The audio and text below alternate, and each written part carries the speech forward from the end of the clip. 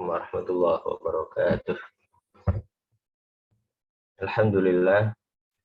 Alhamdulillahi bi ni'matihi tatimmus shalihat wa bi barakatihi turfa'ud darajat.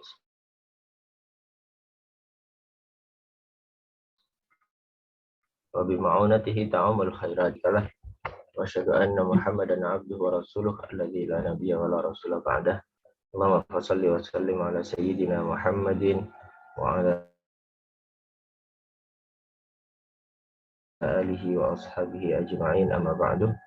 Bapak Ibu saudara sekalian yang dimuliakan Allah Subhanahu wa taala, alhamdulillah puji syukur kepada Allah Subhanahu wa taala atas limpahan rahmat, hidayah, taufik dan inayahnya. Kita semua pagi hari ini masih diberikan kesempatan untuk hidup kembali. Mudah-mudahan kita bisa mengisi umur-umur kita, usia kita dengan senantiasa beribadah kepada Allah. Wa ma khalaqtul jinna wal insa illa liya'budun. Tidaklah aku ciptakan jin dan manusia, kata Allah, kecuali untuk menyembahku. Kewajiban manusia dan jin sama, untuk mengabdi dan beribadah hanya kepada Allah Subhanahu wa taala. Salawat dan salam marilah tetap kita sampaikan kepada pengidar besar Muhammad sallallahu alaihi wasallam, keluarga beliau yang beriman, para sahabat-sahabatnya, para tabi'in, tabi'in, dan seluruh umat Islam sampai akhir masa nanti. Mudah-mudahan kita juga termasuk istiqomah di jalan beliau, dan insya Allah kita berharap akan syafaat beliau di yaumil qiyamah. Amin Allahumma amin. Jamaah sekalian yang dimuliakan Allah Subhanahu wa taala, sebelum kita masuk ke tema, ya, kita berada di penghujung dari bulan Sya'ban. Dalam hitungan hari kita akan memasuki bulan Ramadan, ya. Di bulan Sya'ban ini Rasulullah SAW di antara fadilahnya itu beliau melaksanakan beberapa persiapan, di antaranya beliau banyak berpuasa di bulan ini, dan mungkin bisa untuk ibadah yang lain dalam rangka bersiap menuju Ramadan, bulan istimewa sepanjang tahun. Memang ada banyak fadilah, ya, yang juga riwayat itu banyak yang lemah dan bahkan sebagiannya palsu. Tapi ada satu hadis, ya, yang sahih diriwayatkan oleh Imam Nasa'i dan Ahmad, ya. Suatu ketika Usamah bin Zaid itu bertanya kepada Rasulullah, "Ya Rasulullah, lam araka tasumu syahran minasyuhur ma tasumu min Sya'ban." Ya Rasulullah, aku tidak melihat engkau puasa banyak di bulan ya, di sebuah bulan selain Ramadan, ya. Ma tasumu min Sya'ban, tidak seperti di bulan Sya'ban ini. Jawaban Rasulullah, alasannya, dzalika syahrun yaghfalun nasu anhu. Itu adalah bulan di mana orang banyak lupa, karena ada di 2 bulan istimewa, ya. Baina Rajab wa Ramadan. Sya'ban ini terletak di 2 bulan istimewa, jadi dia seakan dilupakan. Dan antara bulan Rajab dan bulan Ramadan. Bulan Rajab salah satu 4 bulan haram yang dihormati dalam Islam, ya. Wa huwa syahrun turfa'u fihi al-a'mal, dan juga bulan di mana amal manusia dilaporkan kepada Allah yang sifatnya tahunan. Fauhibbu an yurfa'a amali wa ana sha'im, dan aku suka kalau akan dilaporkan amalku sementara aku dalam kondisi puasa. Sama sekalian yang dimuliakan Allah Subhanahu wa taala, Imam Ibnu Rajab Al-Hambali mengomentari hadis ini, ya, bahwa kadang waktu, hari, dan kemudian bulan, ya, justru yang banyak orang lain lalai, terus kita beribadah di situ, itu punya keistimewaan tersendiri. Meskipun tidak disebutkan apa pahalanya, apa balasannya, tapi kita beribadah di saat orang lain lalai, itu keistimewaan tersendiri di hadapan Allah Subhanahu wa taala. Kemuliaan tersendiri di hadapan Allah Subhanahu wa taala. Seperti alasan Nabi berpuasa di bulan Sya'ban ini ya. Satu sisi dalam rangka bersiap Ramadan, sisi yang lain di saat banyak dilupakan orang, beliau beribadah kepada Allah SWT. Ya. Jadi kadang itu mulia bukan karena ada nilai pahala yang disampaikan, tapi justru karena banyak orang lain yang lalai. Ya. Kemudian kita disunahkan dalam hadis ini untuk memakmurkan waktu yang banyak orang lain lalai. Ya. Alasannya bisa jadi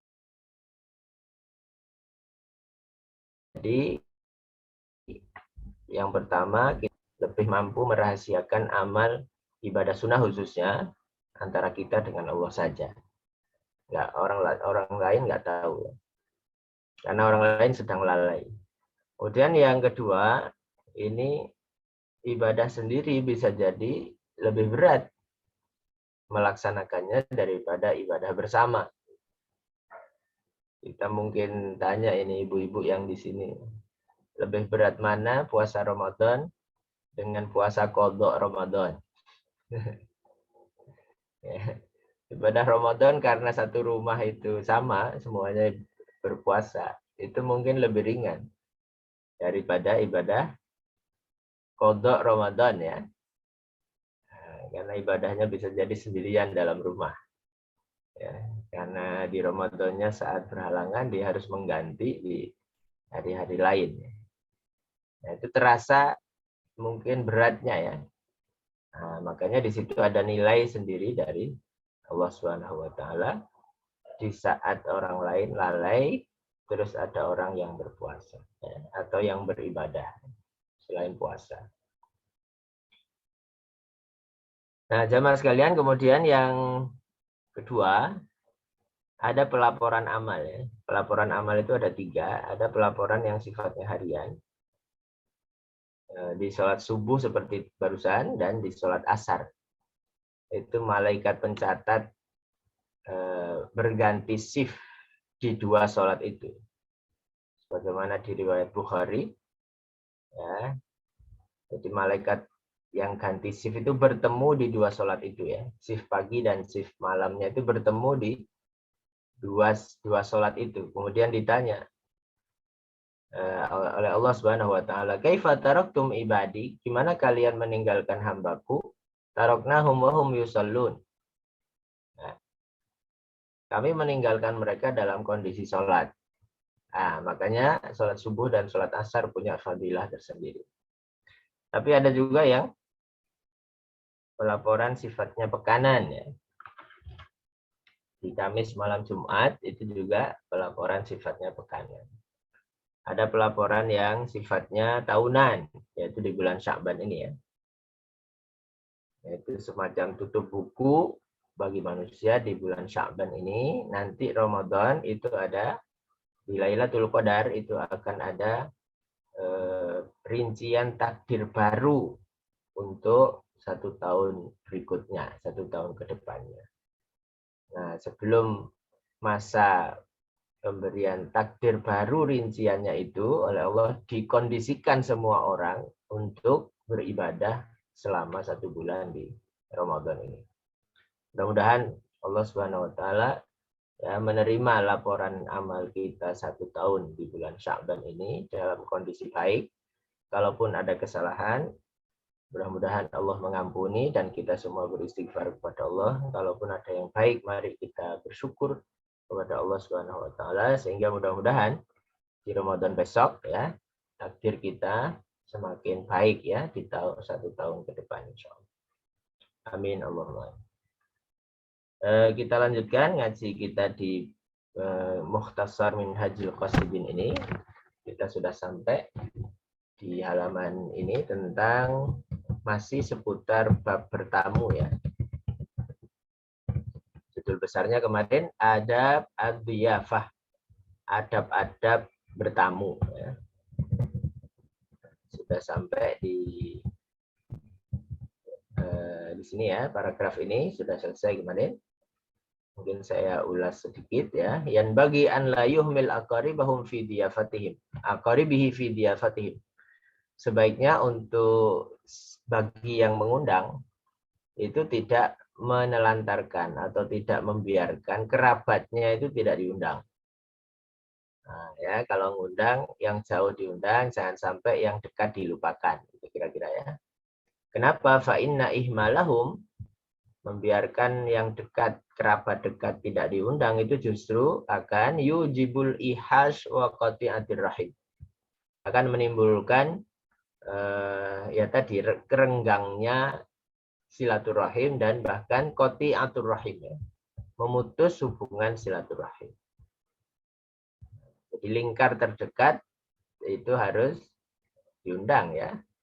Wa kadzalika yura'i tertib fi asdiqaihi wa ma'arifi. Juga siapa saja dari teman-temannya itu yang diundang. Wa ma'arifi, orang-orang yang dikenal. Kan tidak mungkin mengundang seluruh orang misalnya. Nah,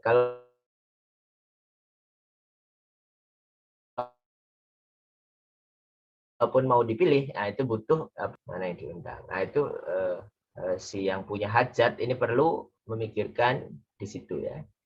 Nah, juga tidak tujuan mengundang itu tidak walayak sidu bida'watihil mubahah wa tafakhur. Nah, tujuan mengundang itu tidak hanya untuk bangga-banggaan ya. Apalagi kalau misalnya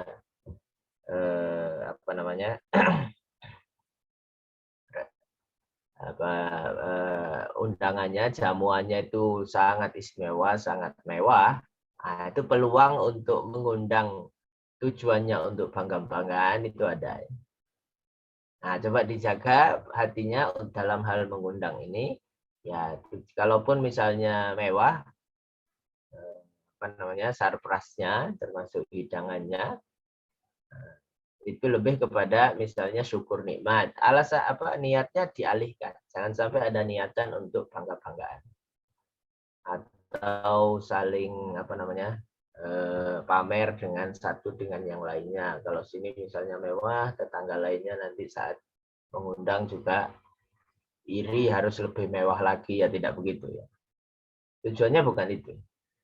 Nah, kalaupun misalnya mewah, ya itu bagian dari syukur nikmat dan kemudian membahagiakan tamu yang diundang. Itu niatnya harus ditata ya. Nah, jadi meskipun pesta, meskipun itu ada niat yang mendasarinya. Disitulah Islam itu ya, bedanya bahwa tidak sekedar hal zohir yang tampak, tapi hati juga perlu ditata termasuk dalam mengundang orang, pesta dan sebagainya. Bal isti'malus sunnah fi it'amil it'am. Jadi tujuan utamanya itu adalah mengamalkan sunnah dalam rangka memberi hidangan kepada orang, menyiapkan ya hidangan kepada orang, juga istimalat qulubil ikhwan, dalam rangka untuk mendekatkan hati saudara-saudara atau tamu undangan yang diundang. Nah, itu tujuannya. Jadi bukan sekedar untuk tafakhur ya. Tafakhur itu bangga, wal mubahah menunjukkan dia kaya dan sebagainya.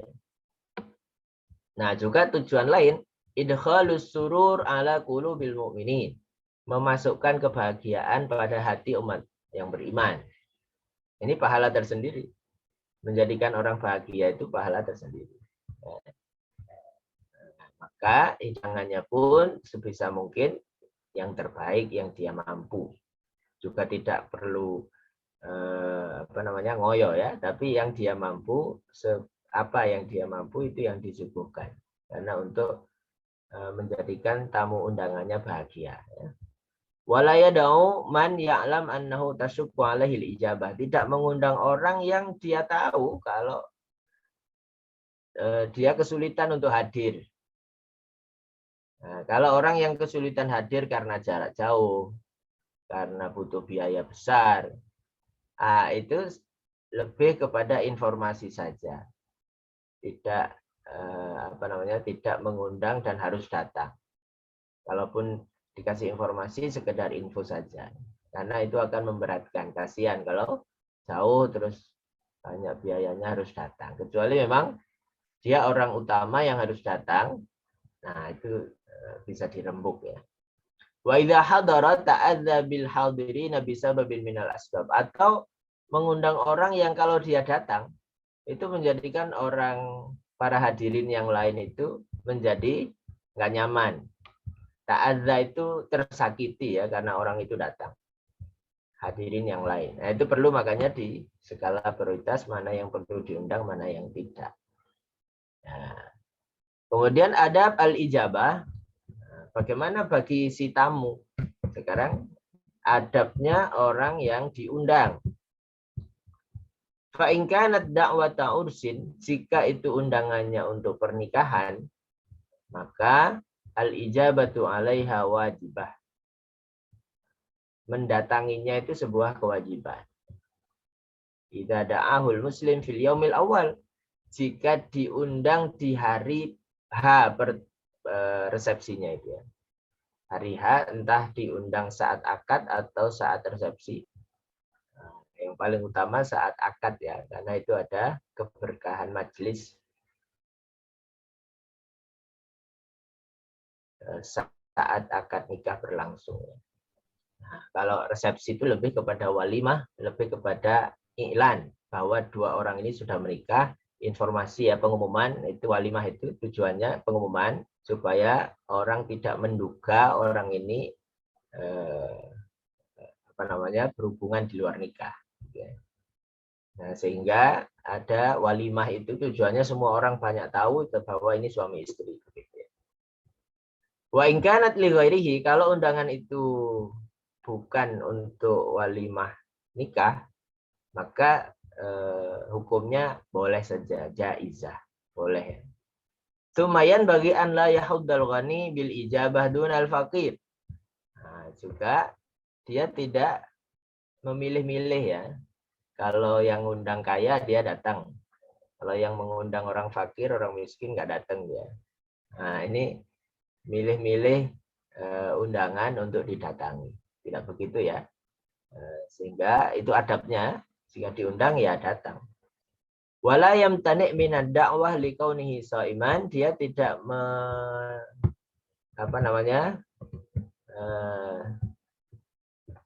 tidak datang karena dia dalam kondisi puasa. Nggak diundang, tidak mau datang karena dia sedang puasa. Tapi harusnya datang. Yahdur, bal yahdur. Nah, jika puasanya sunnah, wa alima anna fitrahu yusrun, ya anna fitrahu yassara akhahul muslim falyuftir.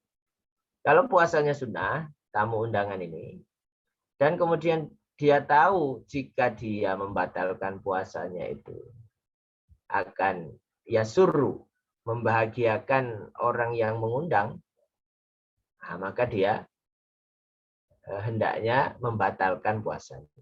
Apalagi misalnya sahabat dekatnya, kerabatnya, atau temannya ya. Nah, jadi kalau tahu dia mau makan hidangannya itu akan membahagiakan, dia hendaknya membatalkan karena puasanya sunnah ya.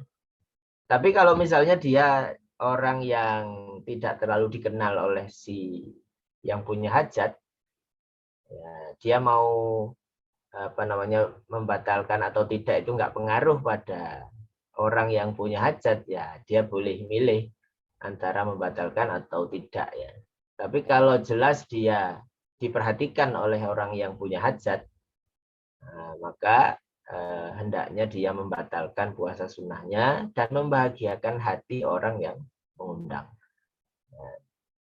Itu adabnya ya. Fa'amma in kana ta'am haraman, jika makanan yang dihidangkan itu haram, ya tidak boleh hadir. Falyamtani minal ijabah. Yang dihidangkan ada yang haram, yang tidak boleh hadir di majelis itu ya. Wa kadzalika idza kana thamata farshin muharrama, termasuk juga jika peralatan atau perabot itu ada yang haram ya.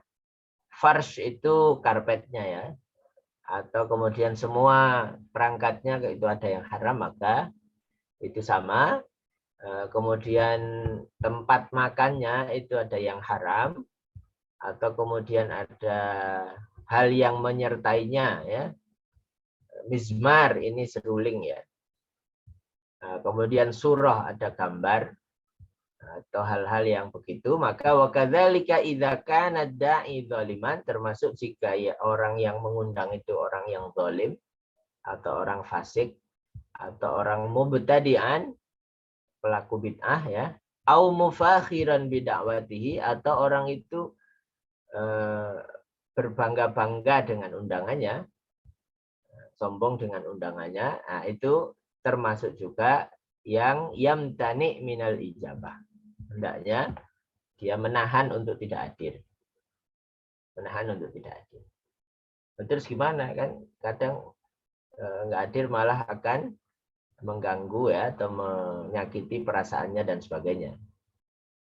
Nah, ada caranya kalau kemudian ternyata misalnya ada beberapa hal ini, kalaupun berusaha untuk tetap menjaga hatinya, bisa hadir sebelum hari H atau setelah hari H. Ya. Setelah hal-hal ini yang diharamkan tadi itu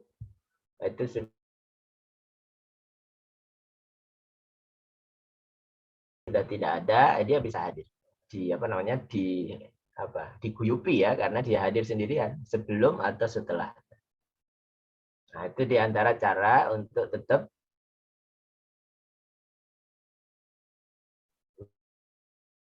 menjaga interaksi antaranya. Kemudian yang bagi an la yaksid bil ijabah ila dakwah nafsal akli. Hendaknya tamu ini yang hadir ini itu tidak bertujuan saat datang itu, tujuannya itu bukan karena untuk makan saja.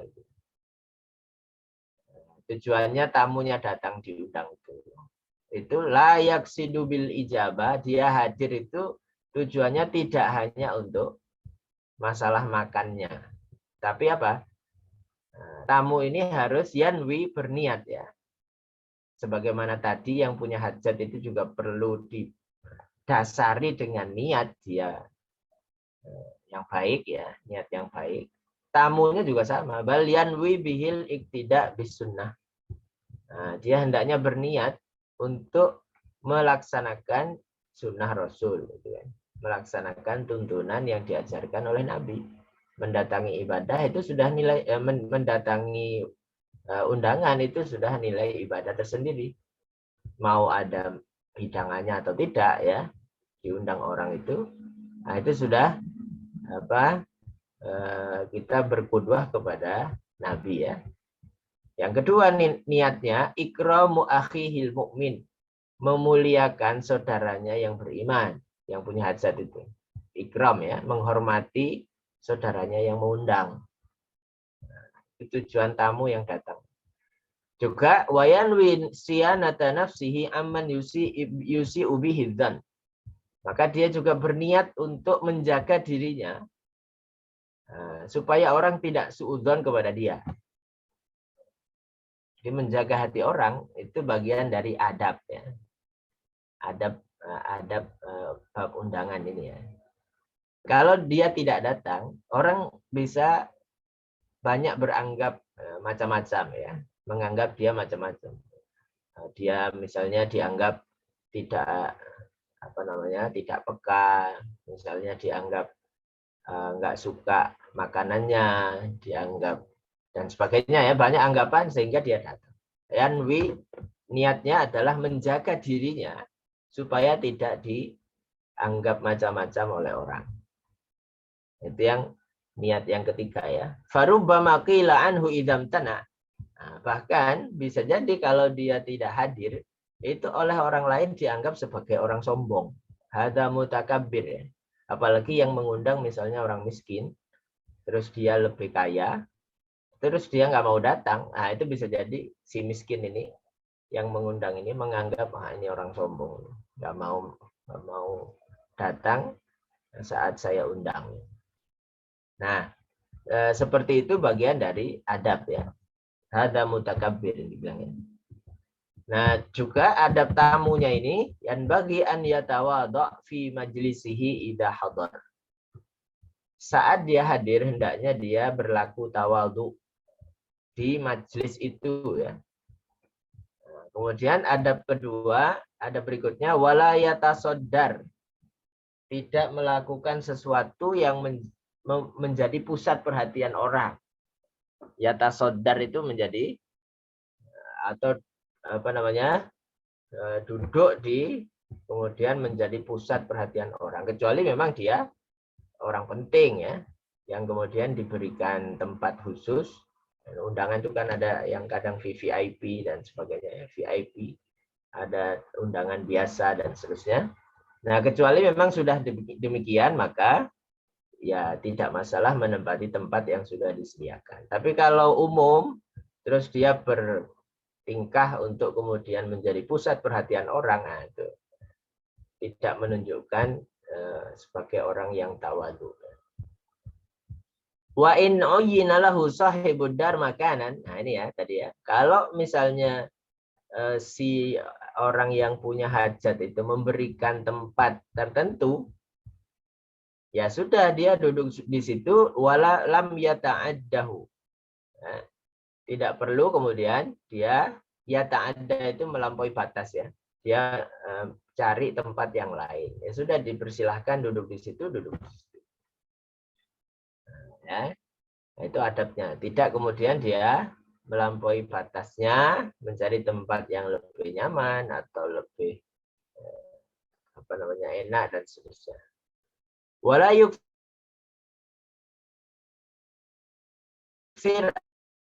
an-nazar ilal makan alladhi dia tidak boleh banyak untuk melihat ke tempat keluarnya makanan. Nah, itu menunjukkan fa'innahu dalilun ala syarhi.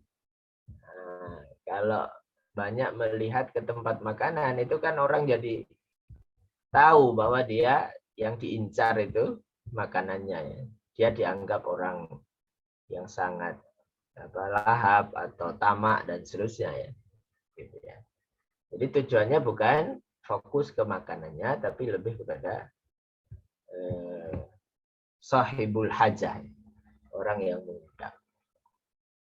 Nah, ini diantara adab-adab ya tentang sahibul hajah dan tamunya. Kemudian pasal berikutnya ini fi adab ihdari ta'am, tentang adab dan etika-etika menyuguhkan makanan. Kalau tadi orangnya, ini perilaku menyuguhkan makanannya. Tadi orangnya ya antara tamu dengan sahibul hajah, pemilik hajat ya. Nah, sekarang wa amma ihdaru ta'am falahu khamsatu adab. Menyuguhkan makanan itu ada 5 etikanya ya. Yang pertama, ta'jiluhu, mempercepat penyajian. Nah, itu bagian dari menghormati tamu itu apa ya bahasa Jawanya gupuh ya, ada guyup, ada gupuh. Jadi cepat-cepat untuk bagaimana caranya makanannya itu sampai kepada si tamu yang diundang. Itu pertama. Kemudian yang kedua, taqdimul fakihah awalan qabla ghairiha. Ini kayaknya di masyarakat kita sebaliknya gitu kan. Di sini disampaikan mendahulukan buah-buahan daripada yang lain. Kalau rata-rata di masyarakat kan buah itu jadi pencuci mulut. Setelah makanan berat baru buah. Padahal kebalik harusnya. Karena secara medis, ini ya, wadzalika aslah, lebih maslahat ya dari sisi kedokteran. Mendahulukan buah daripada makanan berat. Jadi yang disuguhkan pertama itu yang ringan, termasuk buah itu. Kenapa? Beliau berdasar dengan ayat ini ya. Dalam surat Al-Waqiah ini, waqad qala Allah Ta'ala, yang didahulukan di awal ini wafakihah. Buah baru daging di belakangnya. Di ayat berikutnya itu daging. Wa fakihatin mimma yatakhayyarun, dan buah-buahan yang mereka pilih. Silakan dipilih yang mana. Baru walahmi toirin, dan dagingnya burung. Ya. Mimma yashtahun, yang mengunggah selera ya. Yang selera makan ya. Jadi baru daging. Dari sini urutan ayat ini berarti buah dulu baru makanan berat. Tapi biasanya belakangan, kecuali saat prasmanan itu kan semuanya disuguhkan. Tinggal si tamu undangannya saja kalau paham tentang medis dia akan makan buah dulu, baru makan makanan berat ya, nasi dan sebagainya. Nah, tapi rata-rata orang ngambil piring untuk makanan berat dulu, baru buahnya terakhir. Nah, itu adabnya kebalik ya, harusnya buah dulu baru makanan berat. Ya mungkin kita bisa membiasakan bab ini ya. Kemudian wa summa afdalu ma yuqaddam ba'dal fakihah. Nah, Masya Allah ya. Yang paling utama setelah buah yang keluar itu daging. Nah, khususan al-maswi. Nah, lebih baik lagi jika daging bakar ya. Al-maswi. Summa afdalu ta'am ba'dal laham, setelah daging yang keluar sarid. Sarid itu bubur atau yang semacamnya ya. Bubur atau yang semacamnya. Nah, kemudian baru al-halwa, baru yang manisan ya, yang manis-manis. Penutupnya itu yang manis-manis ini. Wa tatimmu hadhihi thayyibat bisyurbil ma'il barid. Kemudian untuk penutupnya minum dengan minum air dingin. Wa takmilatal amri, sebagai penyempurna dari hidangan itu, subba al-ma'u al-fatir. Nah, kemudian air hangat alal yadi indal wusli, air hangat saat cuci tangan, untuk menghilangkan, di zaman itu mungkin masih jarang sabun ya, sehingga cuci tangannya air hangat, sehingga yang minyak-minyak itu harus bisa apa namanya, luntur ya dengan air hangat itu, tanpa sabun pun bisa. Tapi kita banyak sabun sekarang, sudah cukup air cuci tangan yang dingin, tidak apa-apa. Kemudian adab yang ketiga, an yuqaddim jami' al-alwan al-hadirah,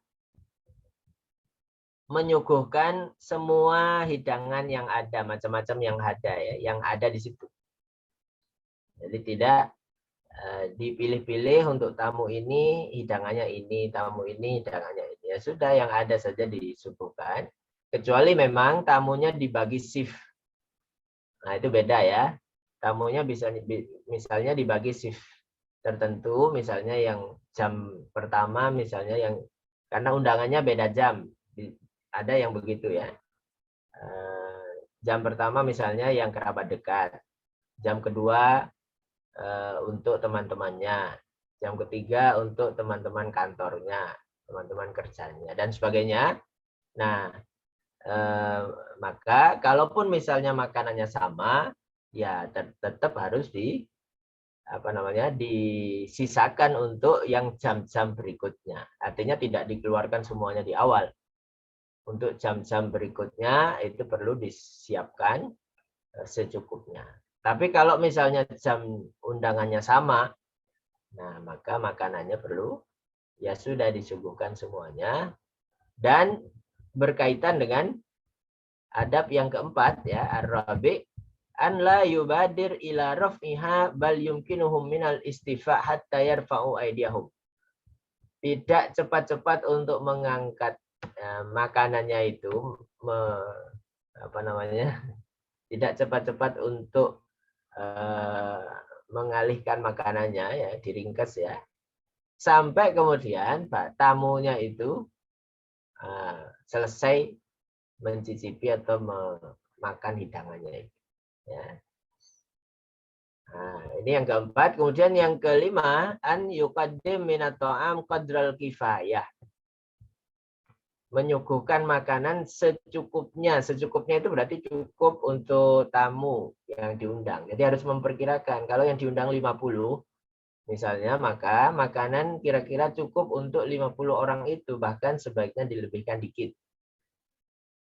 Kenapa? Karena fa'inat taqlil minal kifayah, sedikit dari cukup atau kurang makanan itu naksun fil muru'ah.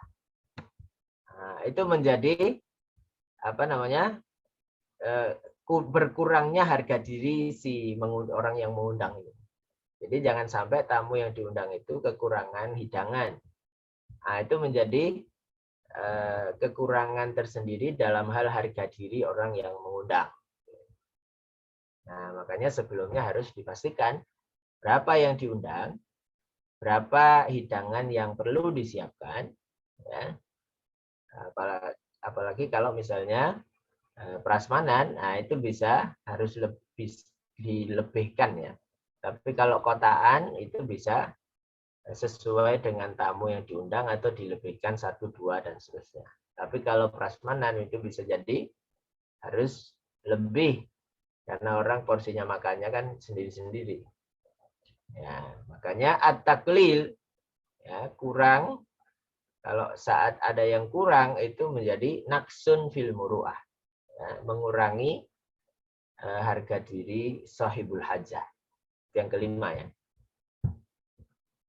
Kemudian wayan bagi an ya'zil li ahlil bait nasibahum qabla taqdimit ta'am.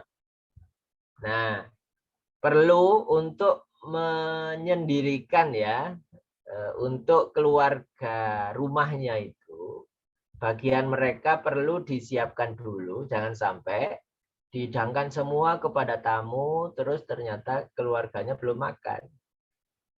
Keluarga inti rumah itu belum makan. Ini juga tidak betul ya. Nah, sebelum disuguhkan itu disiapkan untuk keluarga yang rumah, termasuk misalnya orang-orang yang apa namanya membantu menyuguhkan, itu perlu disiapkan juga untuk mereka makan ya. Dan sampai semuanya disuguhkan mereka yang membantu. Yang bagi an ya'zil ya, ya'zil itu menyendirikan ya untuk keluarga rumahnya bagian mereka qabla taqdim itu. Fa idza arada dhaiful insiraf, jika tamunya ingin pulang, yang bagi an yakhruja ma'ahu ila babid dar. Sebaiknya si sahibul hajah itu mengantar sampai depan pintu rumah atau bisa menunggu di depan itu. Nah, ini sudah menjadi budaya kita juga ya, saat ada resepsi dan sebagainya. Sahibul hajah biasanya nunggu di depan atau mengantar sampai pintu depan ya. Nah, itu bagian dari sunnah ya. Bagian dari menghormati tamu. Nah, tamunya tidak ditinggal begitu, silakan pulang sendiri dan sebagainya. Tapi ada, kalaupun dia misalnya sibuk, ada tim yang seperti penerima tamu begitu ya, mempersilahkan dan apa namanya, kalau dia sendiri yang bisa ya bagus. Wadzalika min ikramid dhaif, itu termasuk bagian dari menghormati tamu. Wa min tamamil ikram, nah juga termasuk bentuk kesempurnaan dalam menghormati tamu, wajahnya harus tolaqatul wajhi ya. Wajahnya harus berwajah bahagia, berwajah berseri, ya, senang dikunjungi, kemudian merasa nyaman ya. Jadi tamunya juga merasa enak ya. Wa thayyibul hadis, ucapannya juga baik ya saat didatangi. Inda dukhuli wal khuruj wa 'alal maidah, saat didatangi tamu atau saat tamunya pulang atau saat mereka makan. Nah, ini perlu adab-adab seperti ini perlu kita perhatikan bagi sahibul hajah juga bagi tamu yang datang ya. Baik kita sebagai sahibul hajah atau sebagai tamu itu perlu adab-adab seperti ini dilaksanakan. Ya. Cuma yang paragraf terakhir di sini wa amad dhaif, sementara tamunya fayan bagi an yakhruja tayyiban nafsi. Ya, hendaknya keluar dengan juga sama membawa jiwa yang baik ya. kesan yang baik. Wa in jara fi haqqihi taksirun, jika kemudian ada kekurangan, fadzalika min husnil khuluq wat tawadu. Kalaupun dia misalnya si tamu ini ada kekurangannya, ya fadzalika min husnil khuluqi wat tawadu. Nah, itu babnya lebih kepada kesopanan dan tawadu ya. Jadi nggak apa-apa meminta maaf kepada sahibul hajah bahwa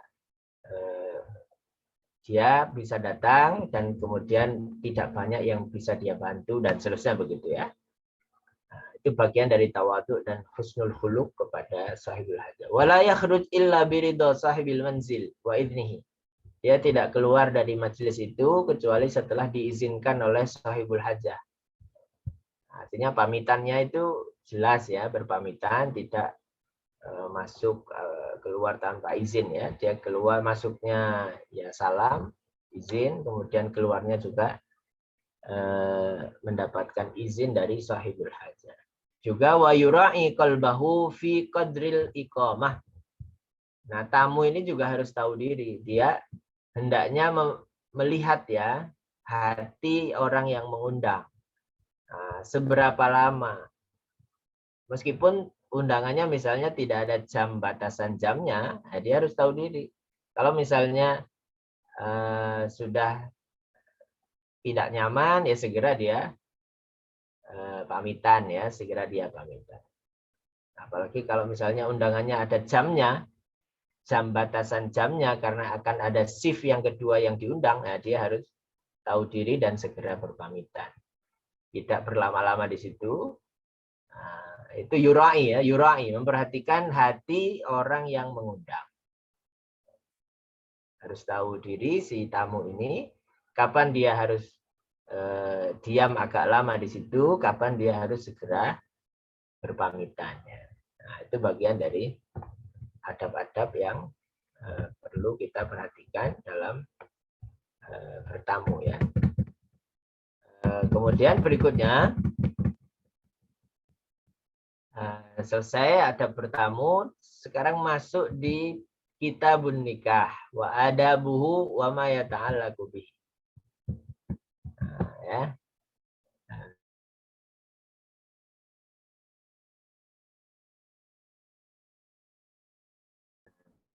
Tentang yang berkaitan dengan pernikahan. Tentunya ini tidak membahas tentang fikih nikahnya, tapi lebih kepada adabnya ya, lebih kepada adab.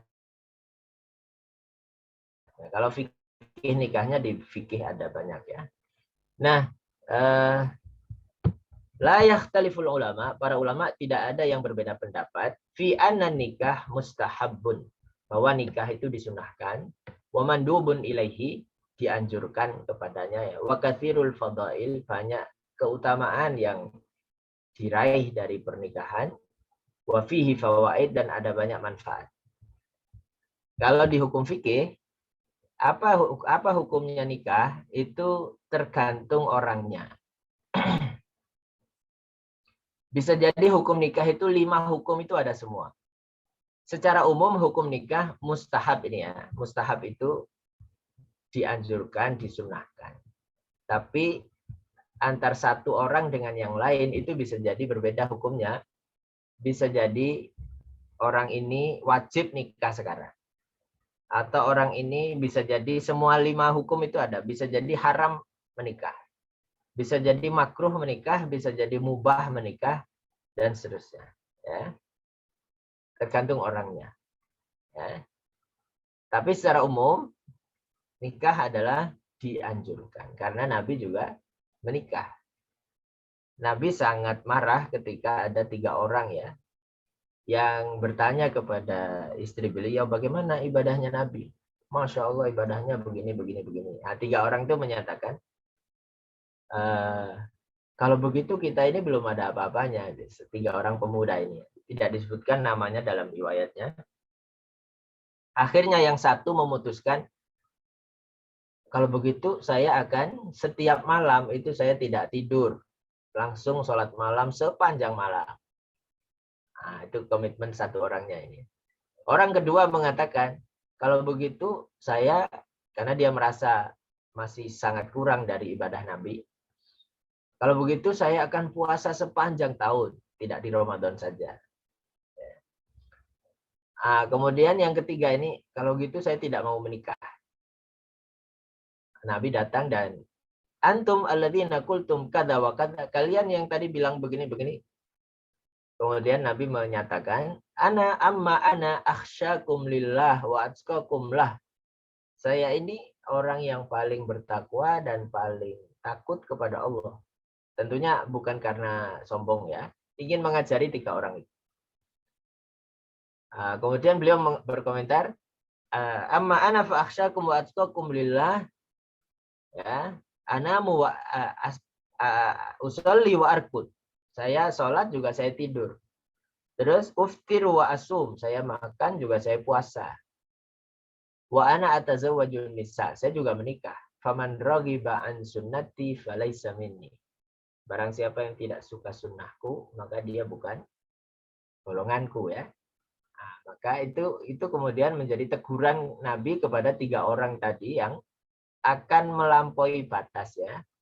Jadi kadang orang itu memang dalam perjalanannya bisa jadi dia terseret kepada kutub kiri jauh, ya kan? Atau sebaliknya dia terseret kepada kutub kanan jauh. Ya. Dia tujuan 3 orang itu kan baik ya. Tujuan 3 orang itu baik, ingin banyak beribadah kepada Allah, tapi melanggar ya aturan yang dibuat oleh Allah dan Rasulnya. Gitu kan? Nah, melanggar oleh aturan. Dia maunya baik ibadah, tapi melanggar aturan yang ada. Ada orang yang tidak peduli dengan agama, jauh kiri jauh. Nah, maka Islam mengajarkan, karena memang manusia ini sifatnya di pertengahan ya. Manusia ini makhluk pertengahan antara malaikat dan binatang. Malaikat diberikan pikiran, tidak diberikan nafsu. Binatang diberikan nafsu, tidak diberikan pikiran. Manusia ini campur dari diberikan nafsu, juga diberikan pikiran. Ya. Nah, makanya butuh keseimbangan dalam banyak hal ya. Termasuk dalam hal beribadah juga, dalam hal beribadah kepada Allah. Nah, menikah ini bagian satu sisi dia babnya muamalah, tapi sisi yang lain dia akadnya itu babnya ibadah. Dalam Quran disebut sebagai mitsaqan ghalidha. Janji yang berat. Mitsaqan ghalidha. Ya. Janji yang berat ya. Nah, kemudian di antara fadilah nikah ya. Di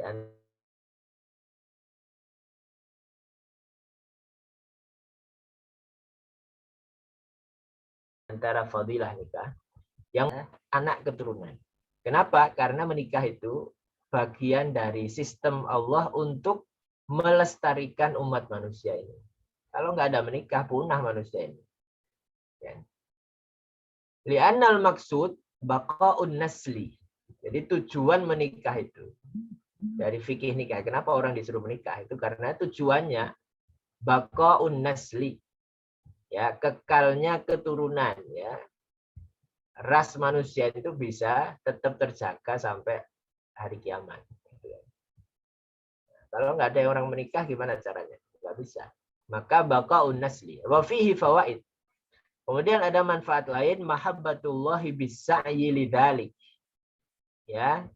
Manfaat lain adalah cinta kepada Allah untuk berusaha menuju jenjang pernikahan ini. Liyabqa jinsul insan. Nah, jadi jenis ras manusia ini supaya tetap terjaga. Nah, tetap terjaga dari Nabi Adam sampai hari kiamat nanti. Nah, itu sudah berarti tabiatnya manusia, naluri manusia sudah tidak bisa dihindari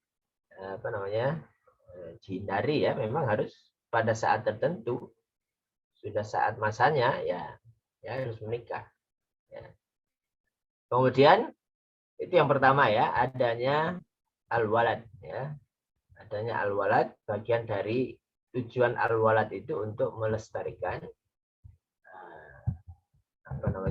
manusia ini, makhluk yang namanya manusia. Kemudian yang kedua, talabu mahabbatir rasul fi takfiri man bihi mubahatuhu.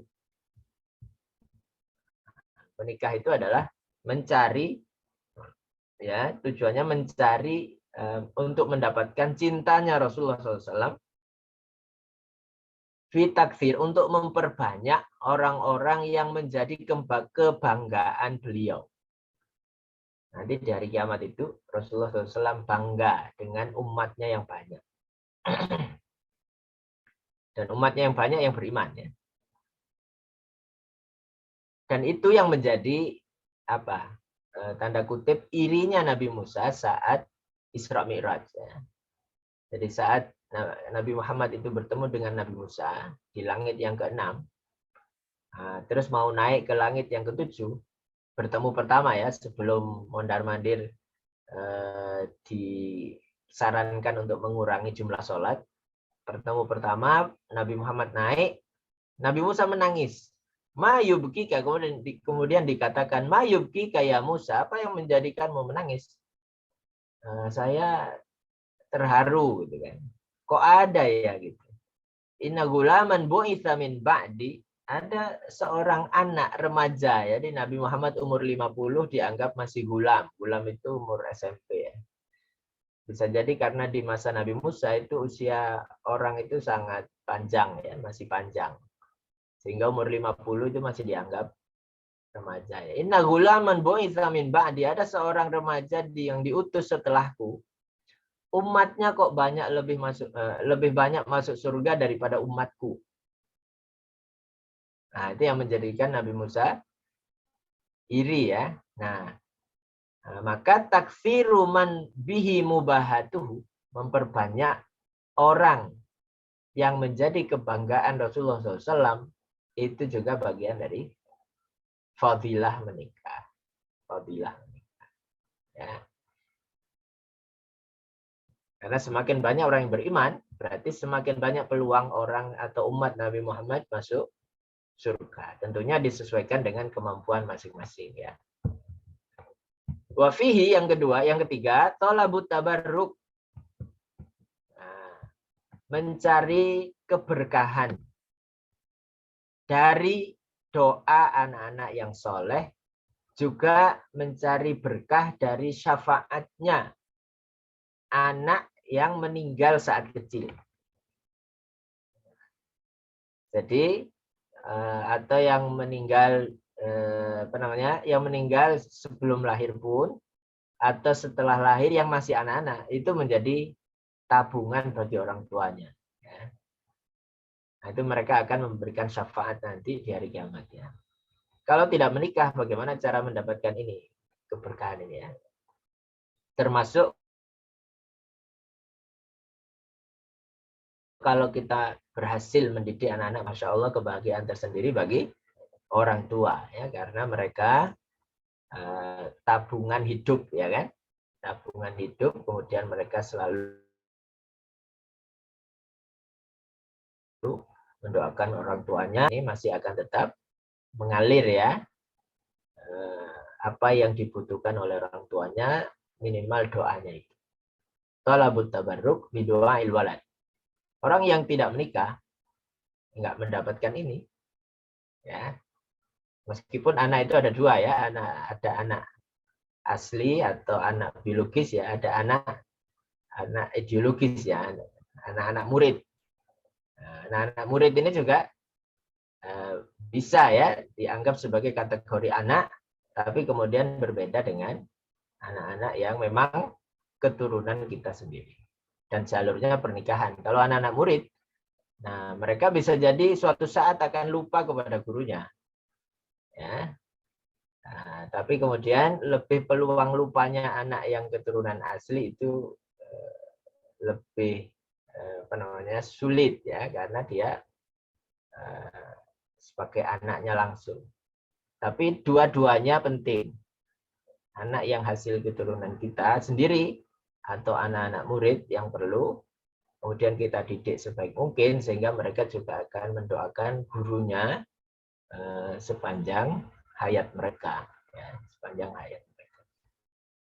Kemudian di antara min fawaidin nikah, terakhir ya dari sampai di paragraf ini, min fawaidin nikah, di antara tujuan menikah, manfaat nikah itu at-tahassun minasyaitan bidaf'i ghawailis syahwah. Menjaga diri dari setan dan menolak ya dorongan syahwat yang ada. Makanya tadi saya bilang manusia itu tidak bisa lepas dari syahwat ini. Memang ada sisi kebinatangannya itu ada karena diberi nafsu. Manusia diberi nafsu, malaikat tidak diberi nafsu. Kalau malaikat nggak ada dorongan itu. Ya, manusia ada dorongan itu, tapi harus dikondisikan. Allah sudah memberikan sistemnya yang namanya pernikahan. Untuk kemudian yang awalnya haram, ya, awalnya haram, itu kemudian menjadi halal, karena dia melalui proses sistem pernikahan ini. Karena al-aslu fil but'i itu al-haram ya. Hukum asal dari kemaluan itu haram ya, sampai kemudian ada proses pernikahan itu baru menjadi halal ya, berubah hukum menjadi halal karena ada proses itu. Dan untuk menjaga diri dari setan ya. Kemudian yang berikutnya terakhir ini wa fihi tarwihun nafs, menjadikan orang itu bahagia. Wa ina suhabima bimukhalatati zaujah. Dia menjadi bahagia karena dia hidup bersama dengan istrinya. Kita lihat bagaimana Nabi Adam sebelum diciptakan Ibunda Hawa, itu kan dia sedih ya. Nah, karena hidup sendiri, meskipun di dalam surga banyak semua kenikmatan yang lain, Nabi Adam ini masih mencari sesuatu yang apa namanya belum ditemukan. Kemudian Allah tidurkan. Setelah bangun tiba-tiba di sebelahnya ada Ibunda Hawa yang diambil dari tulang rusuknya ya, yang paling bawah diciptakanlah Ibunda Hawa ini yang kemudian menjadi orang yang menemani Nabi Adam di surga itu. Meskipun itu awal dari proses ujian yang Allah berikan kepada keduanya. Ya. Nah, makanya menikah itu bagian dari cara Allah untuk juga mematangkan pikiran ya, mendewasakan manusia dalam hal hidup bersama, berbeda jenis, berbeda latar belakang, berbeda keinginan dan macam-macam ya, berbeda budaya dan seterusnya. Itu melatih ya manusia untuk bisa bagaimana hidup bersama dalam perbedaan. Allah alam, itu mungkin mudah-mudahan di jamaah yang hadir, kalau ada yang belum menikah, mudah-mudahan segera dipertemukan dengan jodohnya. Dan kalaupun kita yang sudah menikah, mudah-mudahan keluarga kita diberikan keluarga yang sakinah, mawaddah warahmah, diberikan keturunan salih salihah. Amin Allahumma.